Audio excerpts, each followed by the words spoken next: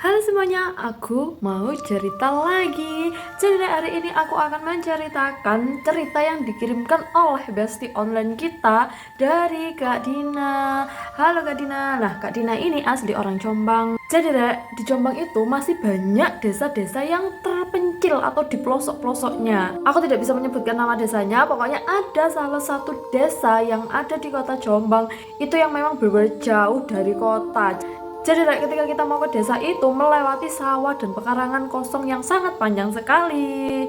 Nah, jadi Kak Dina ini ternyata cucu dari salah satu orang yang menempati desa tersebut. Jadi mau tidak mau Kak Dina ini setiap menjelang Idul Fitri itu selalu pulang kampungnya ke situ. Tapi kalau kalian tahu ya, dan kalian bisa bayangkan dari rumah satu ke rumah lainnya itu jaraknya berbeda jauh, kayak 200 atau 300 meter gitu loh dari rumah satu ke rumah yang lainnya. Karena memang dari rumah satu ke rumah lainnya yang jaraknya 200 meter itu tuh pekarangan kosong. Jadi dimanfaatkan oleh warga sekitar itu untuk menanam, entah itu menanam salak, menanam sayuran kayak tomat, terus cabai, terus bahkan menanam pohon pisang. Nah, jadi di tahun itu Kak Dina ini sekeluarga, Kak Dina, ibunya, ayahnya, dan kedua adiknya itu pergi mudik ke kampung neneknya.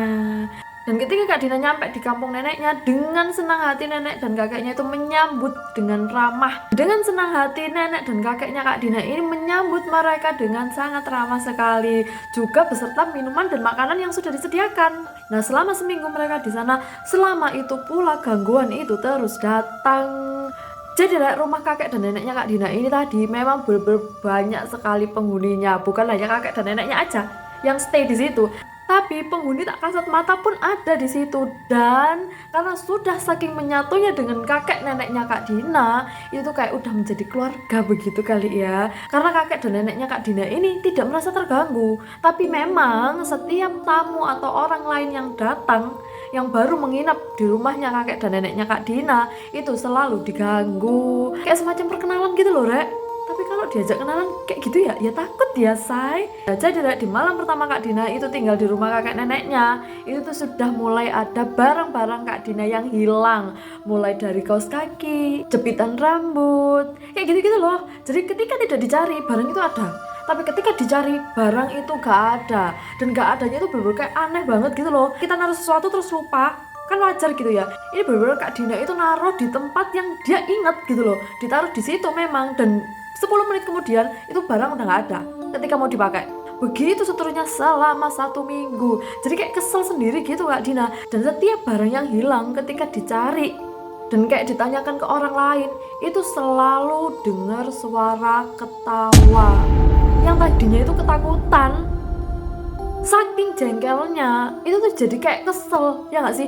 Jadi denger suara ketawa itu kayak udah gak takut lagi, tapi lebih ke kesel. Di hari terakhir Kak Dina di rumah kakek neneknya, pagi itu Kak Dina itu diajak ke kebun salak milik kakek dan neneknya. Nah, Kak Dina diajak untuk memetik salak untuk dibawa balik ke kota, ke rumahnya Kak Dina ini tadi. Nah, ketika dia asik untuk memanen salak itu tadi, membantu kakek dan neneknya, tiba-tiba Kak Dina itu kayak ada yang ngelempar batu dari belakang gitu loh, gitu. Dan itu tepat sekali mengenai punggungnya Kak Dina. Nah, otomatis kesakitan dong. Dan Kak Dina itu kayak teriak gitu loh, "Hei, siapa itu yang lempar batu?" Kayak gitu. Jadi kayak dia marah gitu. Sampai ketiga kalinya Kak Dina itu tadi dilempari batu. Kak Dina ini bener-bener emosi yang tak tertahan gitu loh. Kayak udah seminggu ini udah dibikin kesel, barang perintilannya itu hilang terus. Dan kali ini dia itu bener-bener kayak disentuh fisiknya, dilukai fisiknya dengan dilempari batu itu tadi. Nah, Kak Dina ini tadi berdiri dari tempatnya dan melangkahkan kakinya untuk mencari siapa yang melemparkan batu ke punggungnya ini tadi.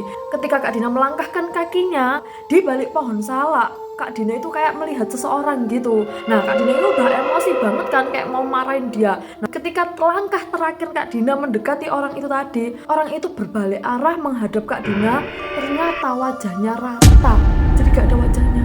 Seketika Kak Dina itu lari menghampiri kakek dan neneknya tadi. Udah gak bisa ditahan lagi, Kak Dina ini minta ke orang tuanya hari itu juga dan sekarang juga, ayo kita pulang. Dina ini bener-bener kayak udah kena mental banget gitu loh selama seminggu di rumah kakek dan neneknya Kak Dina. Serem banget gak sih? Kayak seminggu itu udah diganggu dianya, dan di hari terakhirnya dapat salam perpisahan yang sangat mengerikan. See you the next videos.